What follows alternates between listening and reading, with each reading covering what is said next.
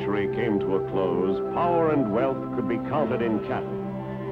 Men connived, fought, and killed to carve great self-sufficient cattle empires out of the rich grazing land. But no matter how many cattle a man owned or how vast his empire, when faced with illness or death, he sought help from another. Rex Allen stars as the Frontier Doctor. The Merrick Ranch was so big it was like a kingdom.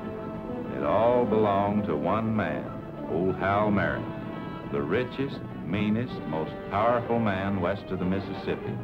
Hal had no regard, no respect, no affection for anyone in the world except himself and his granddaughter, Savannah.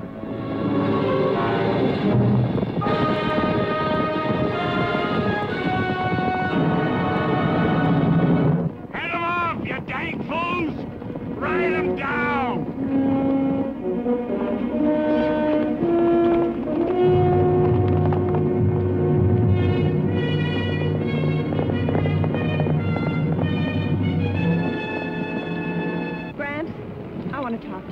Some other time, honey. No, I want to talk to you now. With Dr. Rickard out of town, you shouldn't be taking so many chances.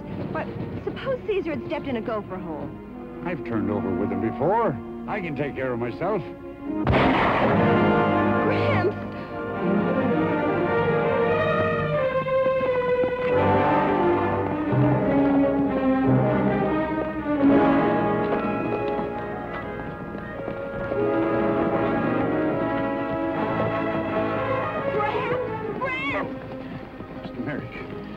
Do Dr. Rickard's out of town. There's Doctor's a young fellow over in Rising Springs. Go find him and bring the sheriff, too. Yes, ma'am. Get a wagon. We've got to get Gramps back to the ranch. 3 hours later, Sheriff Andrews and I reached the Merrick Ranch.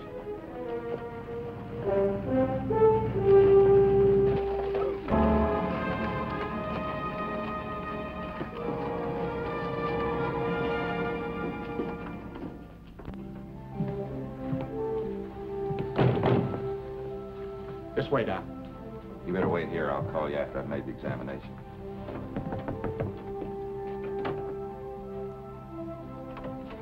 Are you the doctor? Dr. Bill Baxter. How is he? He's conscious now. The bullet got him in the shoulder. Who are you? Baxter's the name. Had any training to be a doctor? 3 years at Long Island Medical. Can't be much good or you wouldn't be in a hick town like Rising Springs. And the best that's available. Have you got any brandy or whiskey? Yes, right here. Hey, take it easy.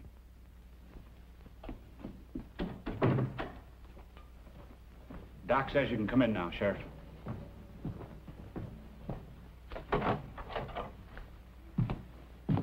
He'll be all right. Here's the bullet. Well, that's not much help. Can I talk to him? Sure. I just gave him some brandy to deaden the pain, so he may be a little drunk. Yeah. Take more than one bottle to do that. Mr. Merrick, did you see the fellow who shot you? Nope. None of us did. The men couldn't even pick up his trail. Well, do you have any enemies who might want to kill you? Dozens of them. You can't get where I am without stepping on a lot of toes. Well, that's not much to go on, but I'll do my best. You better, or we get a new sheriff. Yes, sir. Mr. Merrick, you try to get some sleep. I'll be back to see you in a couple of days.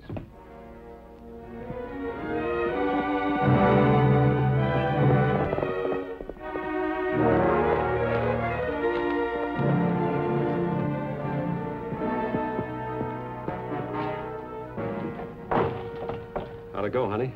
You didn't kill him. What? Why did you only shoot once? Why didn't you make sure? I was sure. I saw him fall, and I thought that Well, you thought wrong. Sorry, honey. No wonder you're upset. I'm not upset. I'm angry. Charlie Pierce, train robber, gunman, graduate of the Doolin gang, and you couldn't even hit a sitting duck. Oh, relax, honey. We can try again, can't we? You do love me, don't you, Charlie? Thought I proved that this morning by shooting a man for you. I mean, it is me you love, not the money I'll inherit. Thought we had that settled. Charlie, Charlie, I didn't mean what I said. Let's get it straight, Savannah. You're the one that wants the money. I wanted to marry you whether Hal Merrick approved or not, but you wouldn't risk it. And it was your idea to get rid of Hal so as you could have me and the money. Ain't that right? Yes, Charlie. Anytime I need money, I can go out and rob a bank. I don't have to marry for it. I'm sorry. I'm sorry. I'll never mention money again. In that case, I think I'll stick around.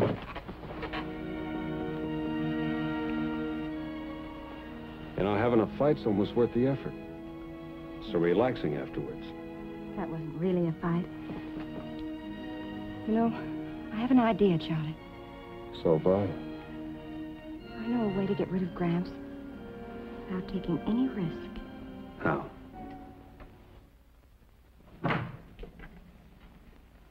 Here you are, Miss Hatfield. Ought to be enough there to last you a couple of weeks. Take one every night at bedtime. Have a nice time in Kingston. Thank you, Doctor. Joe will have your medicine in just a moment. Well, the little black bull come down the meadow. Who's and Johnny? The little black bull come down the meadow. Long time ago. Long time ago. Long time ago. Little black bull come down the meadow. Long time ago. Do you always sing while you work, Dr. Baxter? Howdy, Miss Merrick. May I come in? You betcha. How's your grandfather? Fine, thank you. Go on with what you're doing. Mixing up a little prescription here. Us country doctors have to be our own druggists. Then I feel doubly guilty. Oh, how's that? Well, I was mixing the sedative last night, and I spilled the whole lot. That's no trouble. I mix up batches of that stuff in advance. I'll get you some more. Thank you.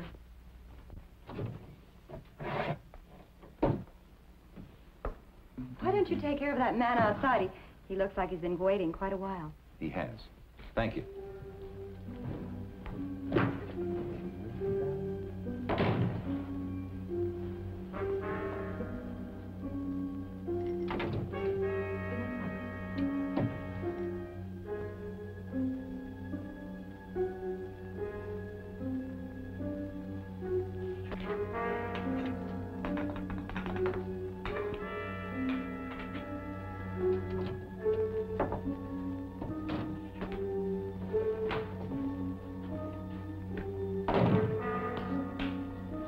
I suppose you're wondering why I came myself instead of sending one of the hands.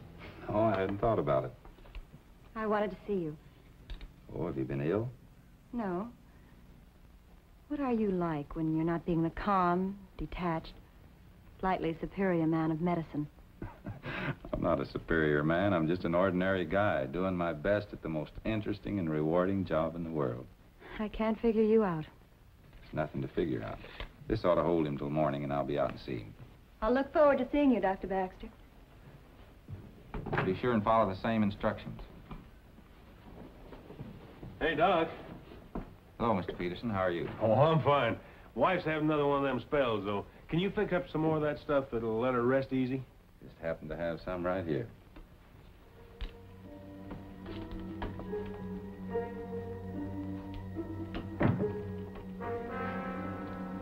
You get some sleep, Sarge.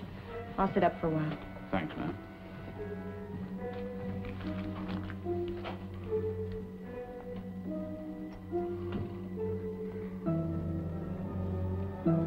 What do you got there? Glass of milk. Milk? Want to poison me? There's some medicine in it to make you sleep. And I put some whiskey in to kill the taste of the milk. Why didn't you just put the medicine in the whiskey? Come on, bottoms up. No. Come on, drink it all. Come on.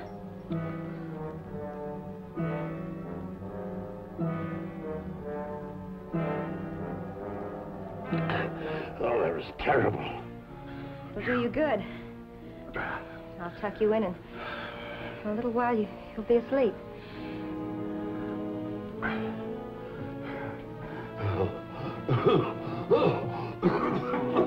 Savannah! What's the matter? Oh, get the doctor, quick!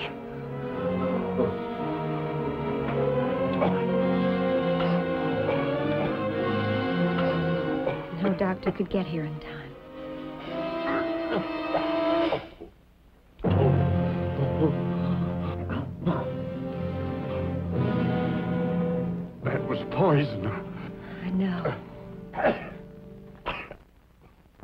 immediately, but it was dawn before I reached the ranch. Oh!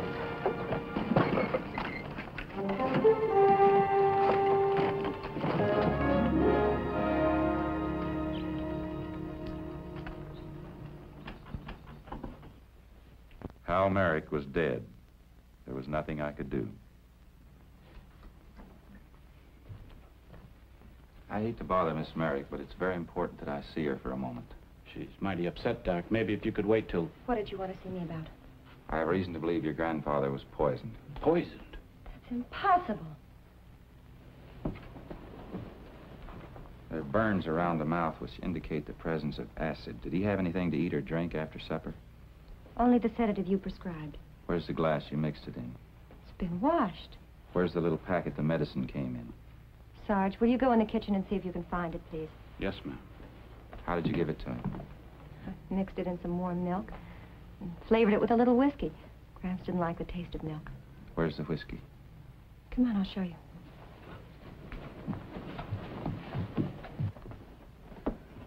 Here it is, right where I left it.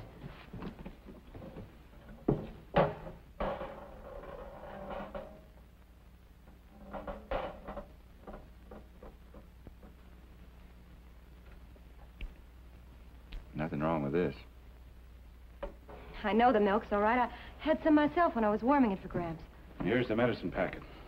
I found it in the wastepaper basket.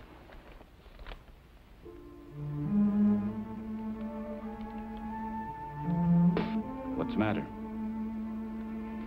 Oxalic acid. Who could have tampered with this? No one. It was in my pocketbook until I fixed it. That puts it square up to you, Doc. You got your medicines mixed. It's impossible. Why? Can't you make a mistake the same as anyone else? You killed Gramps. This was all right when I gave it to you. How could it have been? You ought to be arrested for murder. If you go back to my office with me, I think I can prove it wasn't my fault. All right? But if you can't prove it, we'll stop off to see the sheriff. Come on.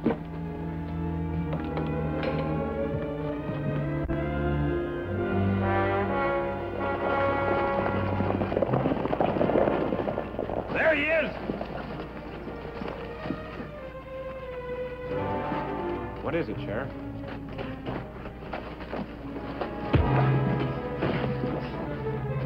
He killed my wife!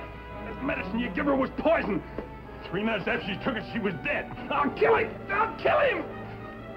Is that true, Sheriff? I'm afraid so. That makes 2 people you've murdered. My grandfather died last night. Poisoned by some of his medicine. Take him out. I'll kill him! I'll kill him! I'll kill him! It was like a nightmare. It couldn't be happening, and yet it was. I was placed under arrest, charged with manslaughter. When it was found that the entire batch of sedative in my office was poisonous, the case against me was complete. But, Bill, the Merricks are important people. I can't let you out unless you put up bail. Look, Sheriff, I mixed that medicine 30 days ago, and I've used it 50 times without any ill effect. I even gave your wife some of it. Someone deliberately added the poison. This is more than just solving a murder or proving my own innocence. This involves people's confidence in the whole medical profession. What do you think this town would do without a doctor? And how about you last year with that bullet in your back? I guess you're right, Bill. With all the excitement, I've sort of forgotten all the good things you've done. What is it you want me to do? I want out of here for just 4 hours, and I'll be back. Your word's good enough for me. I'll probably be sorry for this in the morning, but out the back way. You can borrow Sam's horse. Thank you. I headed for the Merrick Ranch. There were a few questions I wanted to ask Savannah. Nothing in the world is going to be too good for Mr. and Mrs. Charlie Pierce. Yeah, that sounds kind of nifty, doesn't it? How soon do you think we'll get hitched? You're spilling my drink. Oh, no, there's no rush about it. What do you mean by that? I just don't want things to get too complicated. It's not complicated. You and me are getting married. The money is important, isn't it? Sure, it's important. Either we get married and live happily ever after, or I'll go to the sheriff and tell him what really happened to him. Don't say that. I love you. I'll marry you. I'll do anything you say. Now, that's more like it. You know, there's nothing like blackmail to bring people close together. Don't even joke about it. It isn't just the money, is it? You do love me, don't you, Charlie? Sure, I love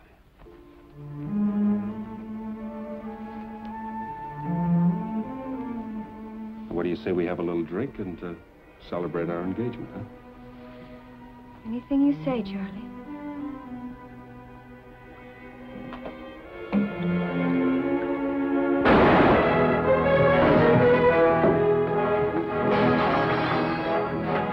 You shouldn't have threatened me, Charlie.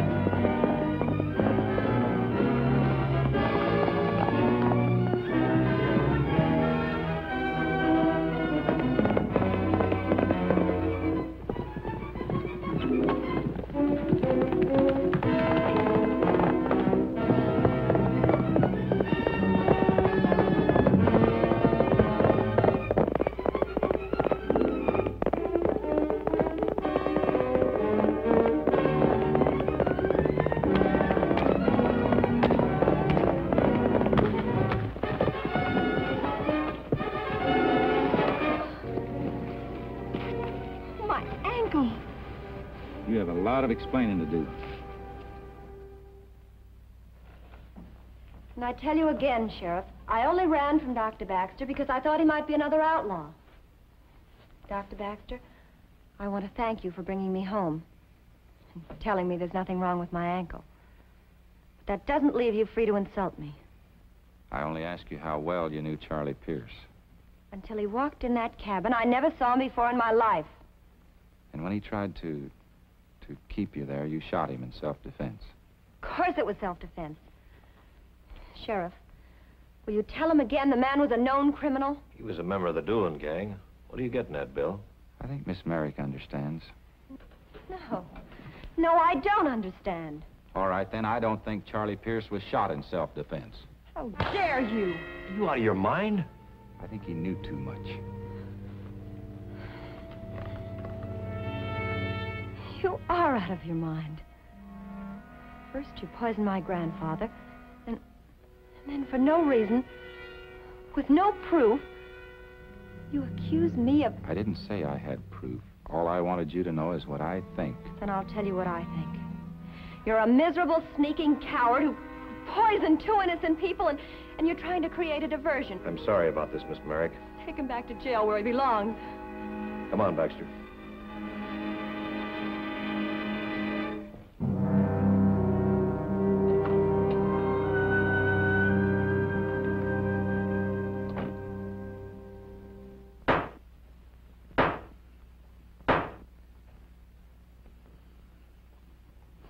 Your Honor,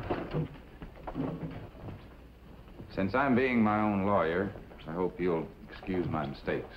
To save time, I admit that all the testimony you've heard up to now is true. Mrs. Peterson and Mr. Merrick were poisoned by a sedative furnished by me. The prosecution maintains that the presence of poison in that jar was due to my carelessness. I intend to prove that it was not carelessness at all, but part of a successful attempt to commit murder. Order! Order! As my first witness, I'd like to ask Miss Savannah Merrick to return to the stand. Miss Merrick has already testified. You had ample opportunity for cross-examination. Please, Your Honor. I'll call very few witnesses, and Miss Merrick is one of them. Very well. Miss Merrick.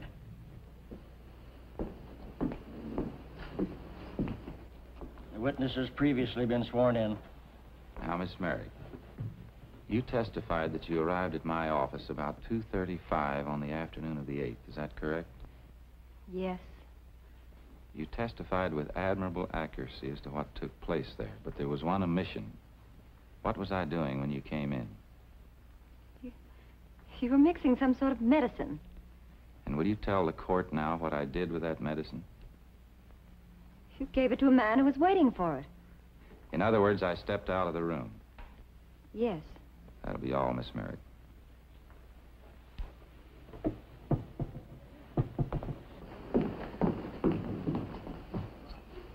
As my next witness, I'd like to call to the stand Mrs. Abernathy Hatfield. Here I am.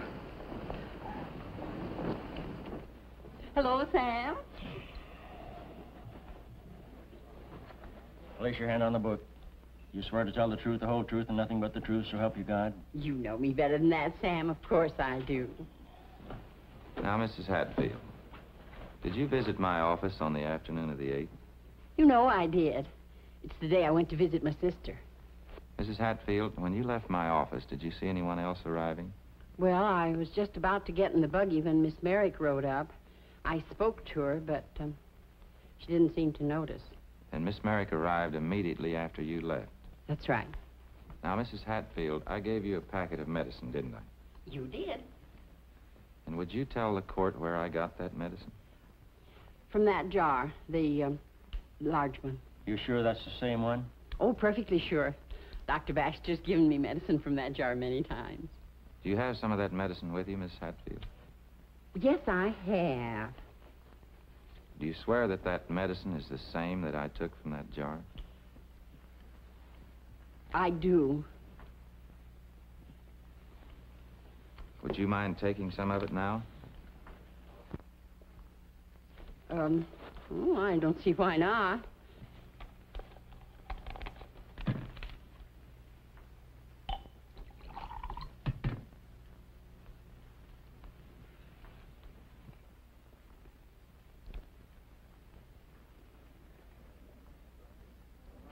To your health, Judge.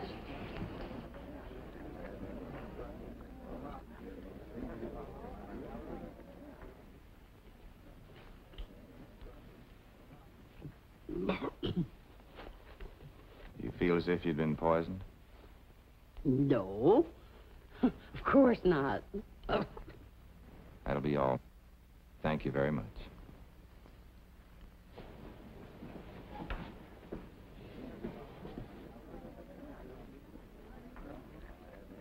Miss Merrick, just a moment, please. Judge wants you, Miss Merrick. Come back to the stand, please. I've already testified twice. I fail to see why I have to go through this again. Please be seated. You heard Mrs. Hatfield's testimony, and you saw her drink the medicine I gave her? Yes. So when Mrs. Hatfield left my office, that jar contained a harmless sedative. I don't know that. Unless Mrs. Hatfield was lying, that'd be the case, wouldn't it? I suppose so. However, a few minutes after Mrs. Hatfield left, that jar contained a deadly poison. How do you account for that? I don't know. Only 2 people had a chance to add that poison. Myself, who had no reason to do so, and Miss Merrick, who stood to inherit a fortune upon the death of her grandfather. Take her into custody. Hold her. Hey, you better come with me. I'll kill you for this. I'll kill you. Let me go. Let me go. Let me go. Clear the court. Well, Dr. Baxter, I guess I owe you an apology. She had everybody fooled, including me. If she's tried in my court, I'll see that she gets what's coming to her. What about me? Am I free to go? With my blessing. And I want to congratulate you on the way that you handled it. Abby, doctor, that medicine she Hatfield. Is she dead? Oh, go away. Leave me alone, boys. First good sleep I've had in a month.